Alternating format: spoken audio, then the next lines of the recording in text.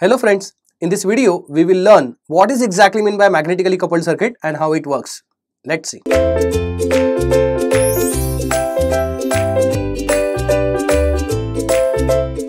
Let us understand magnetically coupled circuit. See, two circuits or two components can be electrically connected only if there is an electrical connection between them.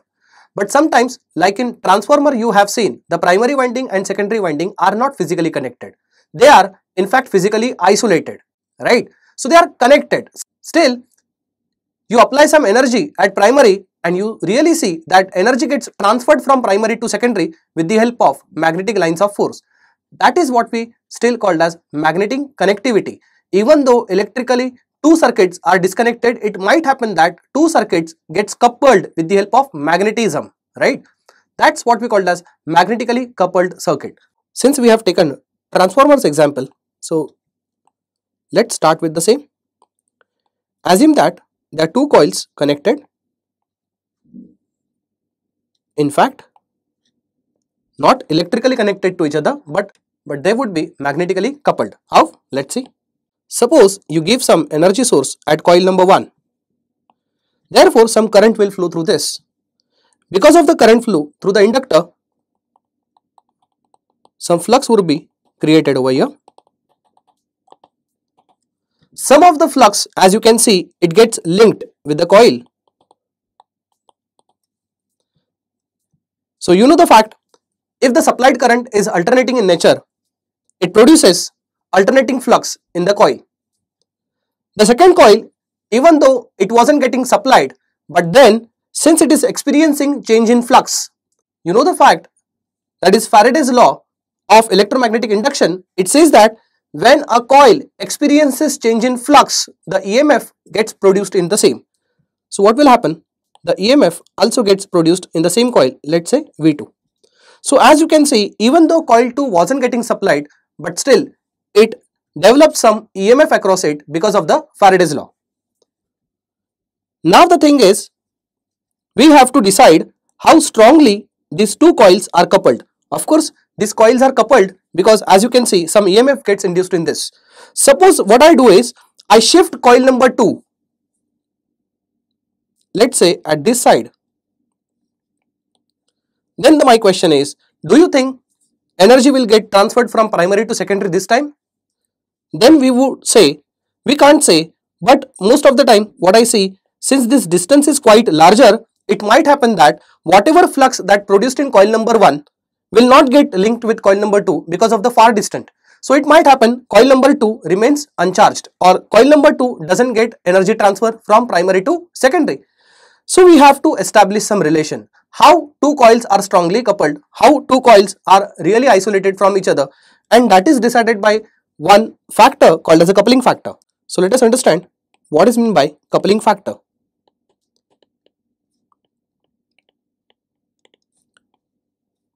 So basically coupling factor denoted by letter K, it indicates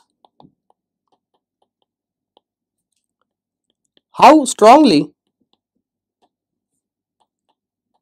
two coils are magnetically coupled.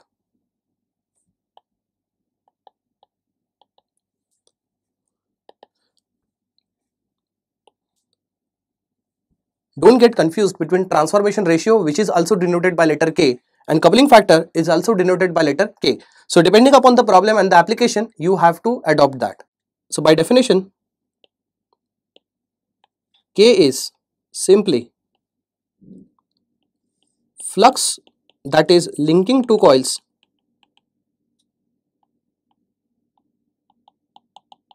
divided by total flux. Is that right? Assume some ideal condition. Whatever flux that is generated at coil number 1, all of them gets linked with coil number 2. In that case, numerator and denominator will be same. In that case, K will be equal to what? 1. Meaning that K is equal to 1 is the maximum value.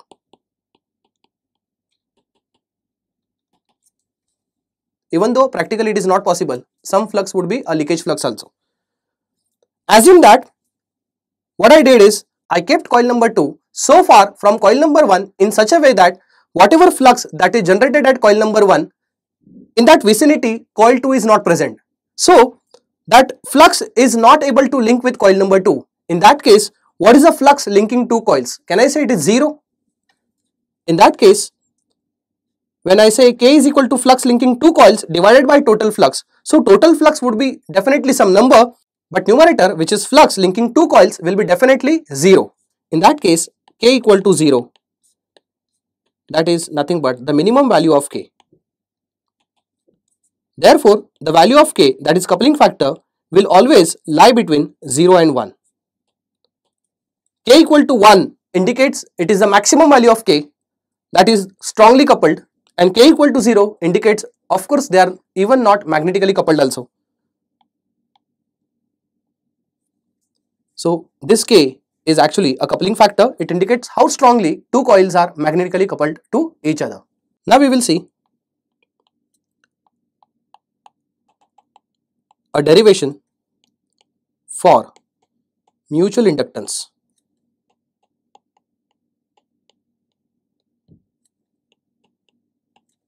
M. At the same time, we will understand what is exactly meant by mutual inductance. Remember, in general,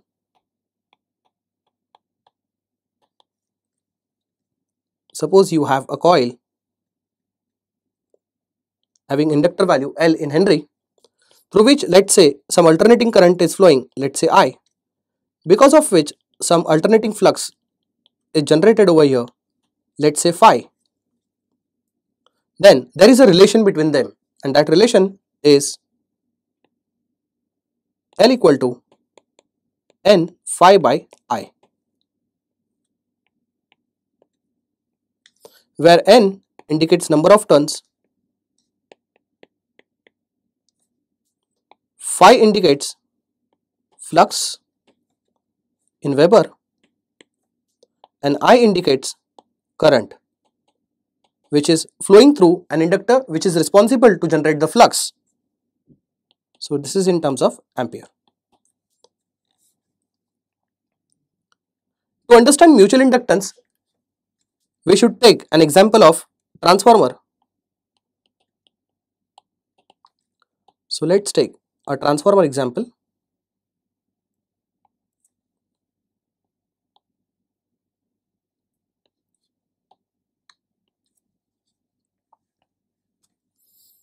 Assuming that coil number 1 is supplied with alternate voltage which produces alternating current produces alternating flux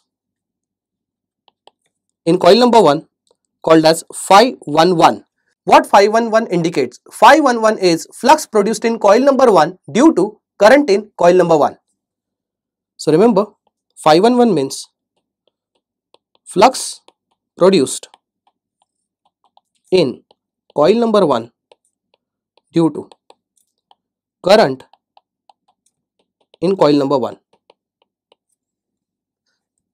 In short, phi 11 is indicated by letter phi 1. So you should remember, whenever you come across this word phi 1, you should understand it is flux produced in coil number 1 due to current in coil number 1. Now as you can see, some flux, it might happen, gets linked with coil number 2. That flux is called as phi 21. Now what phi 21 indicates? Phi 21 means it is flux produced in coil number 2 due to current in coil number 1. So this sequence does matter, where phi 21 indicates flux produced in coil number 2 due to current in coil number 1. So for coil 1, we can write L1, which is N1 phi 1 by I1, because we have already seen this relation L is equal to N phi by I, where N1 indicates number of turns, phi 1 I am sure you remember, it is flux in coil number 1 due to current in coil number 1, whereas I1 is a current in coil number 1. Is that right? Similarly, for coil 2 also we can write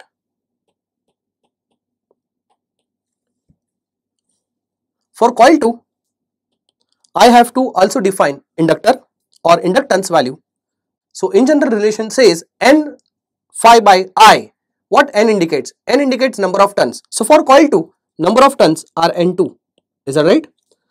What is a flux that is produced in coil number 2? As we have seen in the last slide, coil number 2 has a flux called as phi 21. Phi 21 stands for flux produced in coil number 2 due to current in coil number 1.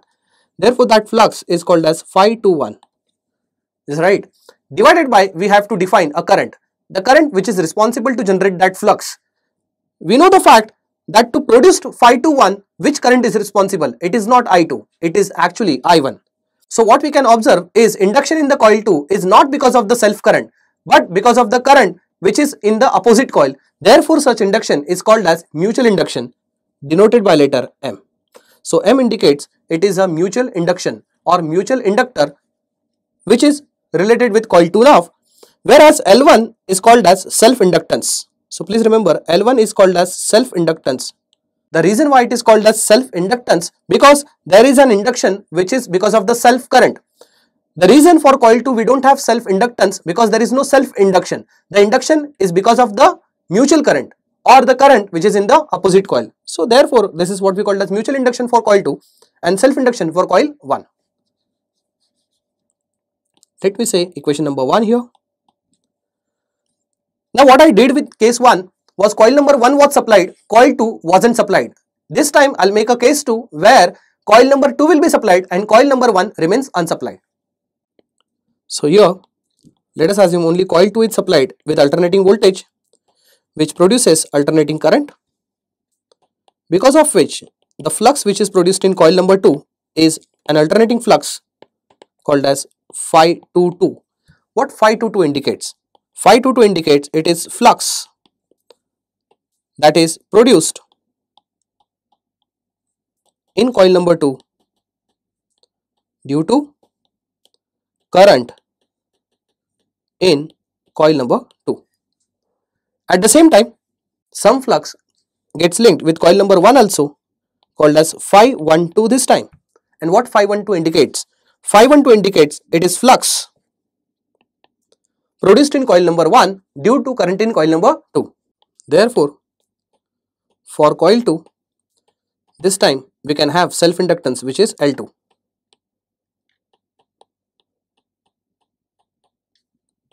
Which is given as N phi by I, that is a general relation. For coil 2, number of turns can be taken as N2.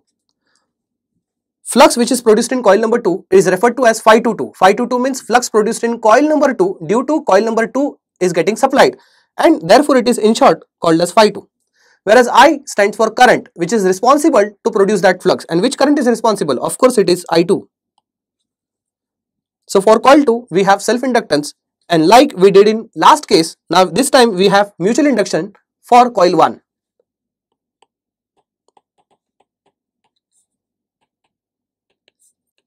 Again the relation is N phi by I. Let's talk about coil 1. For coil 1, what is number of turns? Of course it is N1. What is flux produced in coil number 1? It is phi 12. Phi 12 means flux produced in coil number 1 due to current produced in coil number 2. So of course it is phi 12. And which current is responsible to generate phi 12? Of course it is I2. Let us name this as 2. Now equation number 1 when multiplied with equation number 2, what we have? On the left hand side we had M, therefore left hand side becomes M square, which is equation number 1 was N2 phi 21 by I1 multiplied by equation number 2 right hand side was N1 phi 12 upon I2. M square is equal to N2. I can substitute phi 21 as K times phi 1 divided by I1 multiplied by N1. I can substitute phi 12 as K times phi 2 upon I2. Now you may get wondered how I am doing that. So let me remind you, what was K? K was a coupling factor. So let me remind you, for this point and this point, K is called as a coupling factor, where what we have in the numerator indicates the flux which is linking two coils. So for phi to 1, it is a linking flux divided by the total flux. For first case, if you remember, only coil number 1 was supplied. So total flux was phi 1. It means phi to 1 is equal to K times phi 1. Whereas even for second case, K is given as flux linking two coils divided by total flux. In case number 2, we had the flux which is linking two coils was phi 1 2, and total flux was the flux which is produced in coil number 2, which is phi 2, which indicates K is equal to what? K times phi 2. So this is how I have substituted phi 2 1 as K times phi 1 and phi 1 2 as K times phi 2. Therefore, now I can have m square is equal to, I am just trying to rearrange the term, and I can write like this: n1 phi 1 I1 multiplied by n2 phi 2 upon I2 multiplied by K square. You can cross verify. What I have done, I have taken all the terms which are having suffix number as 1. I have collected all the terms together which are having suffix number as 2. So n1 phi 1 I1 collected together, n2 phi 2 I2 are collected together, and K into K becomes K square.